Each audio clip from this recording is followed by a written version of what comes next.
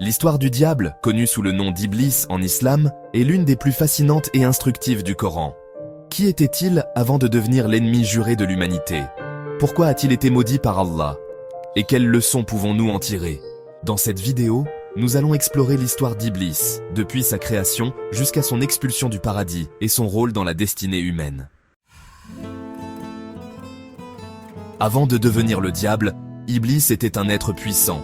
Contrairement aux anges créés de lumière, il était un djinn, une créature façonnée à partir de feu sans fumée. Dans le Coran, Allah dit « Il a créé les djinns de la flamme d'un feu sans fumée ». Sourate 55, verset 15.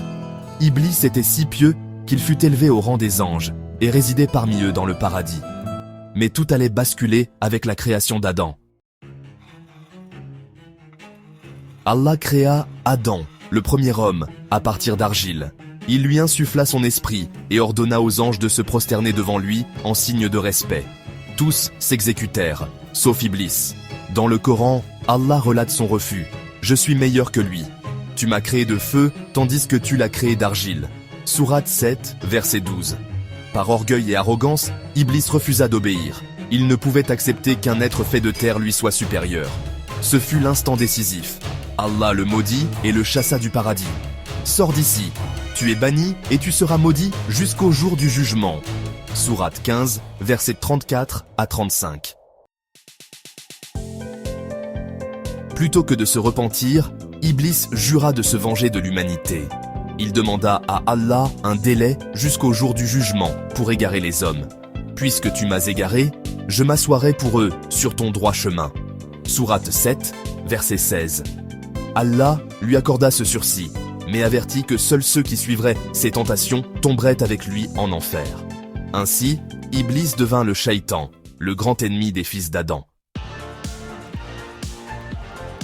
Après son expulsion, Iblis ne tarda pas à mettre son plan en action.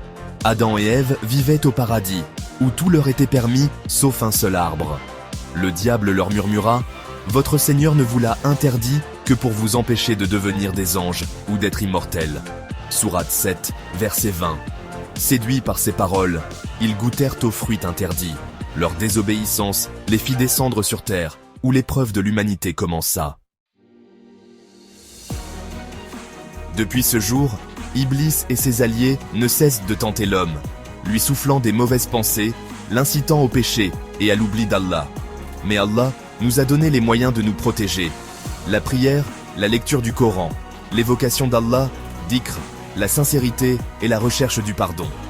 Le prophète a dit « Satan coule dans le fils d'Adam comme le sang coule dans ses veines ». Hadith rapporté par Bukhari et Muslim. L'histoire d'Iblis est une leçon sur l'orgueil et la désobéissance.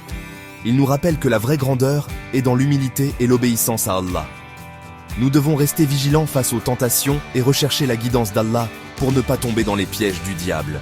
Que cette histoire nous éclaire et nous renforce dans notre foi. Si cette vidéo vous a plu, n'oubliez pas de liker et de vous abonner pour plus de contenu inspirant. À très bientôt, Inch'Allah.